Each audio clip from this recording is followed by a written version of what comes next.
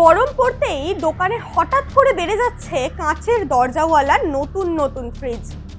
মুদির দোকান, পানের দোকান, ছোট রেস্তোরাঁ, এমনকি গ্রামের চায়ের দোকানেও দেখা যাচ্ছে চকচকে কোল্ড ড্রিঙ্কের ভিজি কুলার।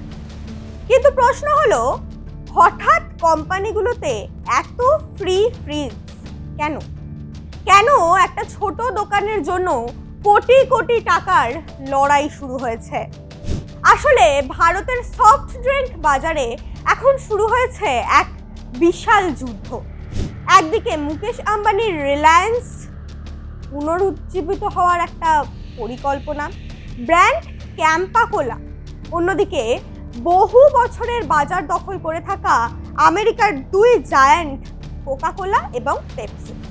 আর এই লড়াই এখন শুধু কোল্ড ড্রিঙ্কের স্বাদে আটকে নেই, এই যুদ্ধ এখন পৌঁছে গিয়েছে দোকানের ফ্রিজ, দাম, গ্রাম বাংলার বাজার আর সাধারণ ক্রেতাদের পকেট পর্যন্ত। বিশেষজ্ঞরা বলছেন, আগামী কয়েক বছর ভারতে কোলা মার্কেটে যে লড়াই হবে তা দেশের সবচেয়ে বড় এফএমসিজি যুদ্ধগুলোর মধ্যে অন্যতম হতে পারে। কারণ ভারতের পানীয় বাজার এখন দ্রুত বাড়ছে, আর সেই বাজার দখল করতে প্রত্যেক কোম্পানি মরিয়া। সবচেয়ে বড় ধাক্কাটা দিয়েছে ক্যাম্পা কোলা। কেন? একসময় প্রায় হারিয়ে যাওয়া এই ব্র্যান্ডকে ফের বাজারে ফিরিয়েছে রিলায়েন্স কনজিউমার। আর ফিরেই তারা বাজারে এনেছে কম দামের কৌশল। মাত্র 10 টাকার বোতল দিয়ে ক্যাম্পা কোলা সরাসরি চ্যালেঞ্জ ছুড়ে দিয়েছে কোক এবং পেপসিকে। যেখানে বহু আন্তর্জাতিক ব্র্যান্ডের দাম বেশি, সেখানে কম দামে ঠান্ডা পানীয় দিয়ে ছোট শহর, গ্রাম এবং মধ্যবিত্ত ক্রেতাদের টার্গেট করেছে ক্যাম্পা। আর তাতেই চাপে পড়েছে পুরনো জায়ান্টরা। এখন প্রশ্ন, ফ্রি ফ্রিজ বা ভিজি কুলার এত গুরুত্বপূর্ণ কেন? কারণ ভারতের বাস্তবতা পশ্চিমী দেশের মতো নয়। আমেরিকা বা ইউরোপে বড় বড় সুপারমার্কেট রয়েছে, কিন্তু ভারতে এখনো কোটি কোটি মানুষ ছোট দোকান থেকেই কেনাকাটা করেন। ছোট মুদির দোকান, পানের দোকান, রাস্তার ধারের স্টল, এই দোকানগুলি সফট ড্রিঙ্ক বিক্রির সবচেয়ে বড় কেন্দ্র। সমস্যা হলো, এই দোকানগুলোর অনেকেই নিজস্ব ফ্রিজ নেই। ফলে যে কোম্পানি দোকানদারকে ফ্রিজ দেবে, সেই কোম্পানির বোতলই দোকানে বেশি জায়গা পাবে এবং ঠান্ডা পানীয় চোখের সামনে থাকলে ক্রেতার কেনার সম্ভাবনাও অনেক বেড়ে যায়। এই কারণেই এখন কোক, পেপসি এবং ক্যাম্পা সবাই কোটি কোটি টাকা খরচ করেছে ভিজি কুলার বসাতে। এই কাঁচের দরজাওয়ালা ফ্রিজ শুধু পানীয় ঠান্ডা রাখে তা না, এটা আসলে বিজ্ঞাপনেরও একটা মাধ্যম। দোকানের সামনে রাখা ফ্রিজে ব্র্যান্ডের লোগো জ্বলজ্বল করে।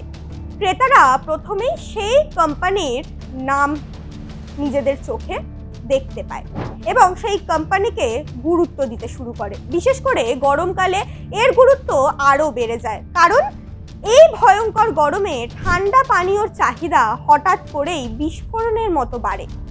আর সেই সময় যদি দোকানে ঠান্ডা বোতল না থাকে, তাহলে বিক্রি হাতছাড়া।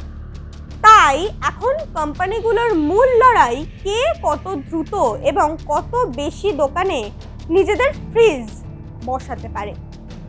রিপোর্ট অনুযায়ী প্রতি বছর লক্ষ লক্ষ নতুন কুলিং ইউনিট বসানো হচ্ছে দেশে। পেপসির বোতল স্টোর সংস্থা ভারুন বেভারেজেস জানিয়েছে, তারা বছরে 5 লক্ষেরও বেশি কুলিং ইউনিট বসাচ্ছে। অন্যদিকে রিলায়েন্সও দ্রুত নিজেদের ফ্রিজ নেটওয়ার্ক বাড়াচ্ছে। বিশেষ করে ছোট শহর এবং গ্রামীণ বাজারে ক্যাম্পা কোলাকে পৌঁছে দিতে জোর দিচ্ছে তারা। আর এখানেই রিলায়েন্সের সবচেয়ে বড় শক্তি তাদের বিশাল রিটেল নেটওয়ার্ক। রিলায়েন্স রিটেলের নিজস্ব দোকান, ডিস্ট্রিবিউশন চ্যানেল এবং সাপ্লাই চেইন ব্যবহার করে ক্যাম্পা দ্রুত বাজারে ঢুকে পড়ছে। শুধু তাই নয়, রিলায়েন্স কম দাম ধরে রেখে ক্রেতাকে টানার চেষ্টা করছে। বিশেষজ্ঞদের মতে ভারতের ছোট শহর এবং গ্রামে এখনো দাম খুব গুরুত্বপূর্ণ ফ্যাক্টর। অনেক ক্রেতারা ব্র্যান্ডের থেকে দামের দিকে বেশি নজর দেন। সেখানে 10 টাকার অফার খুব বড় অস্ত্র হয়ে উঠেছে। তবে কোকা-কোলা এবং পেপসিকে হালকাভাবে দেখার সুযোগ নেই, কারণ এই দুই সংস্থার সবচেয়ে বড় শক্তি ব্র্যান্ড ভ্যালু। দশকের পর দশক ধরে ভারতীয় বাজারে রয়েছে তারা। ক্রেতাদের মধ্যে একটা অভ্যেস তৈরি হয়েছে। এছাড়া তাদের সাপ্লাই চেইন অত্যন্ত শক্তিশালী। দেশের প্রায় প্রতিটি শহর, গ্রাম, হাইওয়ে, সিনেমা হল, রেস্তোরাঁ সব জায়গায় তাদের আউটলেট রয়েছে। তাই বাজারে নতুন খেলোয়াড় এলেও এই দুই সংস্থা সহজে জায়গা ছাড়বে না বলেই মনে করছেন বিশেষজ্ঞরা। এখন এই লড়াইয়ের সবচেয়ে বড় লাভ কার হচ্ছে জানেন?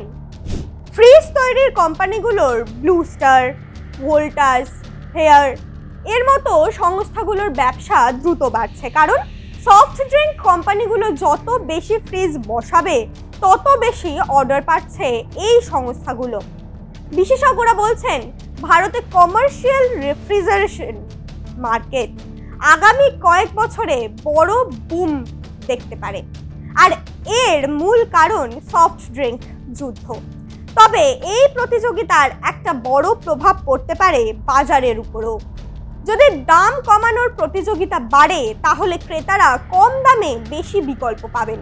ছোট দোকানদারও লাভবান হতে পারেন ফ্রি ফ্রিজ এবং বেশি অফারের কারণে। ফলে দীর্ঘমেয়াদী প্রশ্ন উঠছে, এই মূল্যযুদ্ধ কতদিন চলবে? কারণ কম দামে বাজার দখল করতে গেলে কোম্পানিগুলোকেও বড় খরচ বহন করতে হবে। আরেকটা গুরুত্বপূর্ণ বিষয় হলো ভারতের তরুণ প্রজন্মের মধ্যে কোল্ড ড্রিঙ্কের চাহিদা এখনো অত্যন্ত বেশি। গরম বাড়ছে শহর, বাড়ছে ফাস্ট ফুড সংস্কৃতি। ফলে সফট ড্রিঙ্ক মার্কেটও দ্রুত বড় হচ্ছে। আর সেই কারণেই ভারত এখন বিশ্বের সবচেয়ে গুরুত্বপূর্ণ পানীয় বাজারগুলোর মধ্যে একটি হয়ে উঠেছে।